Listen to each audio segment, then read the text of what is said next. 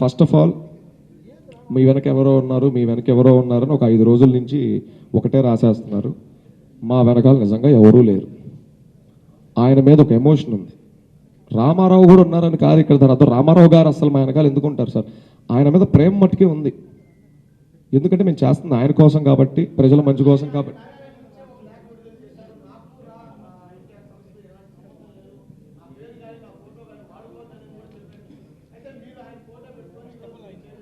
Sir ఇప్పుడు sir అదే sir, మన ఇంట్లో మనకు ఒక కుటుంబం ఉంటుంది సార్, లేదా మన ఫ్రెండ్ సర్కిల్ ఉంటుంది.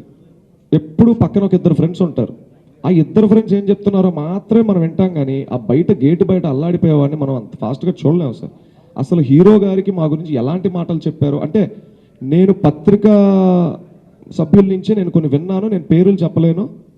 మీ వెనకాల ఏదో పెద్ద రాజకీయ పార్టీ ఉందని, మీరు ఏదో ఒక పార్టీకి బీ టీం అని, హీరో గారికి తక్షణం మీ గురించి అలా చెప్తున్నారు. హీరో గారు అందుకే మీ గురించి భయపడి ఆ లేఖను వదిలారు, అందుకే మిమ్మల్ని హీరో గారు కలవడానికి ప్రయత్నించలేదని చాలా బలంగా వెళ్ళింది.